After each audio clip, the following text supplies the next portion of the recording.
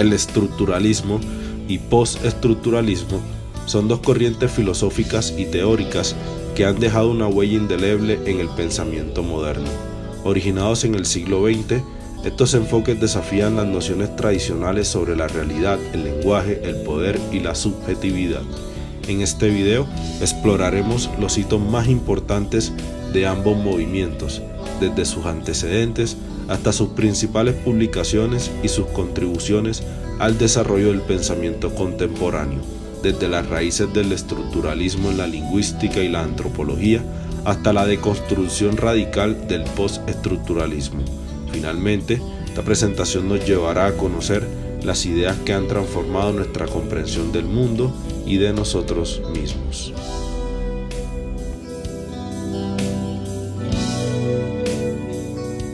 De 1960 a 1970, en esta argumentación que viene el estructuralismo de buscar un enfoque científico y de dar explicación de cómo la sociedad determina a los sujetos, Luis Althusser refiere que la sociedad tiene una estructura económica que determina lo social, pero también hay una superestructura que está en lo religioso, lo educativo, lo político, que domina a los sujetos inmersos dentro del sistema capitalista. Esta lectura la hace importante recalcar desde una perspectiva marxista. Por su parte, también Michel Foucault se centra en analizar el discurso y el ejercicio del poder como una manifestación de estas estructuras en diferentes contextos sociales y que finalmente tienden a controlar al sujeto. Desde 1940, teóricos como Lacan, Lévi-Strauss, Roland Barthes van a hacer aportes de conocimiento a sus campos de formación. En el caso de Lacan, él va a reformular el campo del psicoanálisis haciendo una relectura de Freud desde la lingüística. Él habla de que el inconsciente no es solo un lugar en la psique donde se almacena recuerdos, sueños o pensamientos reprimidos, sino que hace parte de una estructura compleja que puede ser comprendida a través del lenguaje. Por ende, este es un gran aporte también a la psicología, por lo cual pues es vigente aún dentro del estudio de la psicología.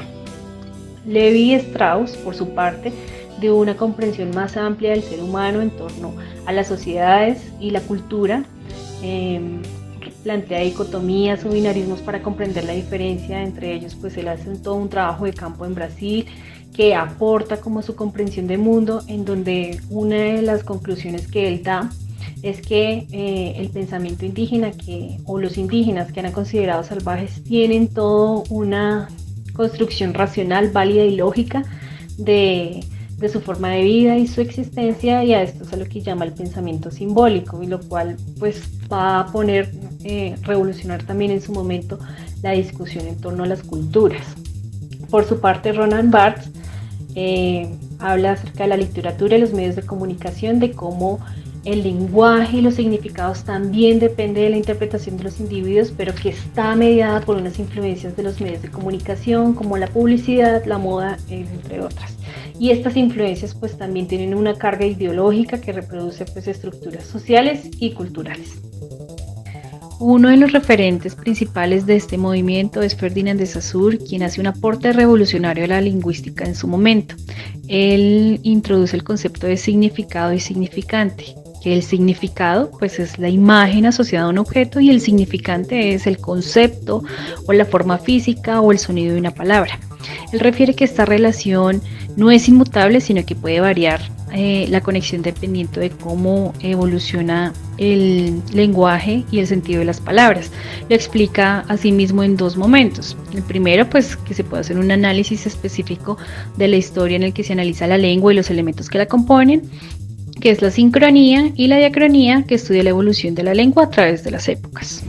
El movimiento estructuralista francés nace a partir del siglo XX y tiene dentro de sus premisas en comprender la función del lenguaje y también los significados que derivan de él.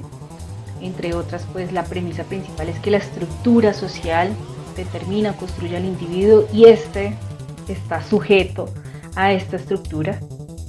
La producción de conocimiento a sí mismo se da en torno a la sociedad, la psicología, la filosofía, la cultura, y sus desarrollos van a ser muy importantes en torno al conjunto de roles y funciones que ejercen los sujetos dentro de la sociedad y al ser precedida por el positivismo, pues tiene una pretensión de validez y de universalidad que va a caracterizar también este movimiento.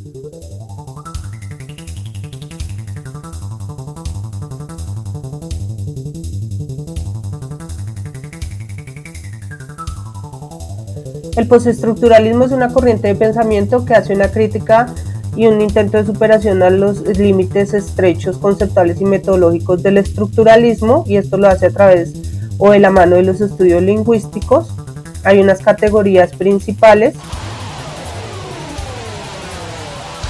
La inicial sería el giro lingüístico de Jacques Derrida, donde se habla de la posibilidad interpretativa del conocimiento, de la subjetividad y la autoconciencia, que son fenómenos indisociables del lenguaje, de las experiencias prelingüísticas y su expresión lingüística, donde puede haber varios significados para un mismo significante, y donde se habla de que el objeto debe ser sustituido por los textos, discursos científicos, las teorías y el lenguaje que la expresan.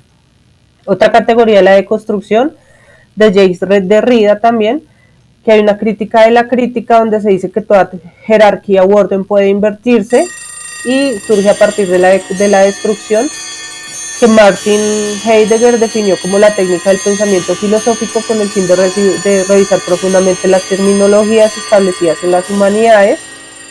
Se habla de que el texto es una red de injertos y este texto se descompone en aras de hallar las posibilidades que oculta la escritura. También se habla de que el contexto en el que se realiza la interpretación la afecta y se debe tener en cuenta la diferencia que subyace en esto otro que se encuentra oculto a simple vista. Otra categoría son las teorías psicoanalíticas de Jacques Lacan, Gilles Deleuze, entre otros. Por ejemplo, la autora Kristeva habla de elementos del inconsciente que transmiten impulsos sexuales que a su vez contaminan las metáforas y símbolos de la literatura. Jacques Lacan habla del sistema significante, que es el inconsciente que está estructurado como lenguaje. Allí se habla de lo imaginario y lo simbólico. Deleuze y Guattari proponen una interpretación esquizoanalítica de la literatura y la desterritorialización, donde se habla de que es posible construir un sujeto más acorde consigo mismo y un territorio sano. Otra categoría es la teoría crítica de Adorno, de Walter Benjamin, de Horkheimer, entre otros, donde se establece el conocimiento desde conceptos como el poder, el lenguaje y la identidad.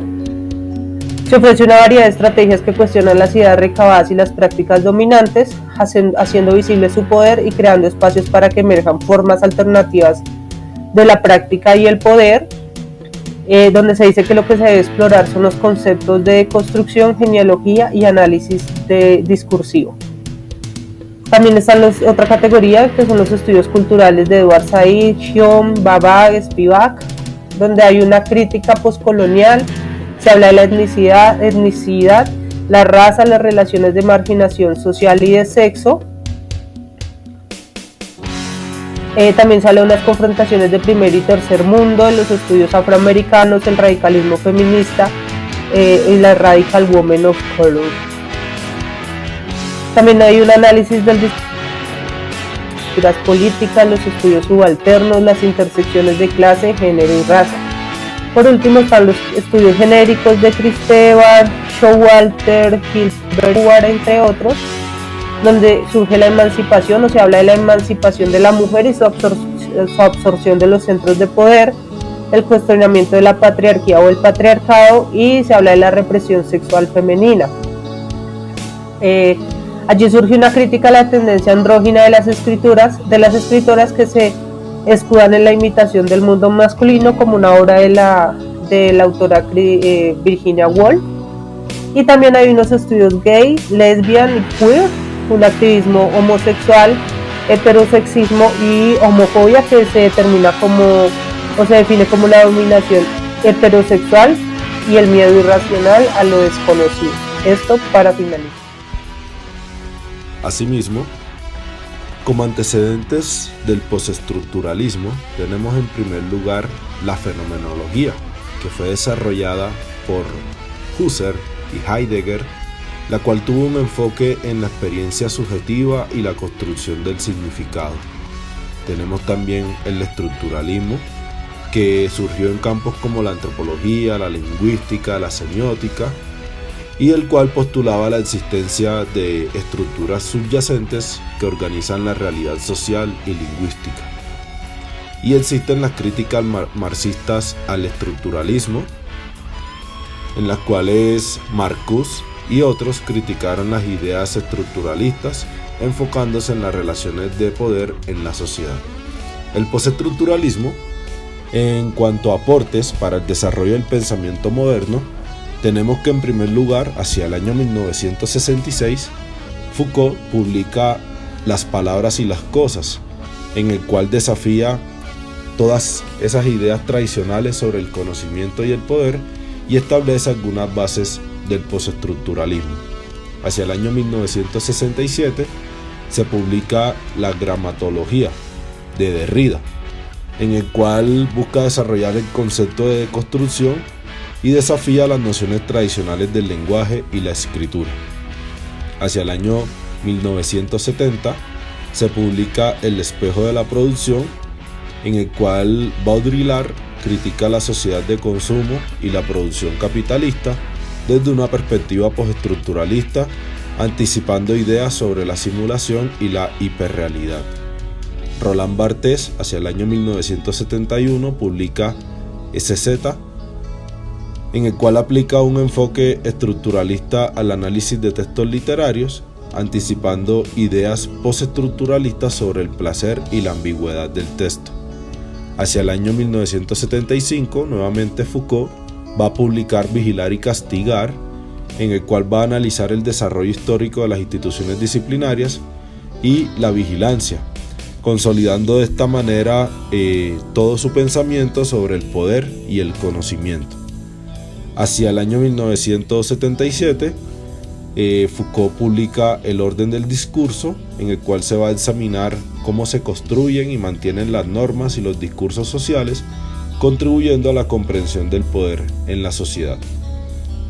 Y en el año 1980 se publica La escritura y la diferencia de Jacques Derrida, en el cual va a abordar la relación entre el lenguaje, la escritura, la filosofía y la metafísica desde una perspectiva deconstruccionista. En ese mismo año, Roland Barthes publica El placer del texto, en el cual explora la experiencia de la lectura y la escritura desde una perspectiva postestructuralista, destacando el aspecto placentero y subversivo del texto. Y finalmente, hacia el año 1981, se publica 1000 mesetas de Deleuze y Guattari, en el cual propone un enfoque no jerárquico y multiperspectivista para comprender la realidad, influyendo en el pensamiento postestructuralista. En el postestructuralismo deja de ser prioritaria la ciencia y la epistemología, por ejemplo, marxista, en la que se hablaba de análisis económicos, políticos, filosóficos y epistemológicos, sino que más bien se empieza a enfocar en el sujeto, la estética y la ética. Se empiezan a dar discusiones sobre las teorías del sujeto, los estudios culturales y postcoloniales, y sin perder la perspectiva marxista occidental, se habla del sujeto revolucionario, el intelectual orgánico y la vanguardia del proletariado. En 1966 ya se entiende la escritura como un modo de ser del discurso que constituye los sujetos. En este mismo periodo, en 1964, se empiezan a dar las primeras luces de institucionalización del postestructuralismo en el Centro de Estudios Contemporáneos en la Universidad de Birmingham. Esta institucionalización está enfocada en los espacios de discusión, evitar la disciplinarización y que se despoliticen estos espacios. Sin embargo, no es sino hasta 1989 que se empieza a dar la institucionalización en adultos, teniendo en cuenta clases como música, cine y publicidad. También se empiezan a escuchar conceptos como la hibridación, la multidisciplinariedad y la heterogeneidad para las reivindicaciones culturales. En estas reivindicaciones culturales se busca reconstruir la memoria para la liberación y para redefinir la misma. También se da la crítica literaria sobre el capitalismo como un elemento de análisis y también sobre la complicidad de las ciencias sociales en el colonialismo. También invita a abandonar el proyecto de universalidad de los conceptos, teniendo en cuenta las particularidades de los conceptos. Ya en 1990 se empieza a hablar sobre estudios feministas de raza y de etnia y se empieza a expresar el concepto de los otros. Este rompe con el etnocentrismo cultural. Se empieza a hablar también sobre las teorías postcoloniales y se da una crítica a la cultura y a la colonialidad. Ya es en el 2000 que se empieza a dar una perspectiva del postestructuralismo en Latinoamérica. Se empieza a dar la crítica a la cultura, los estudios subalternos y los estudios postcoloniales. Se habla del orientalismo como la dominación imperial de Europa sobre sus colonias en Asia y en Medio Oriente y la colonialidad como expropiación epistémica.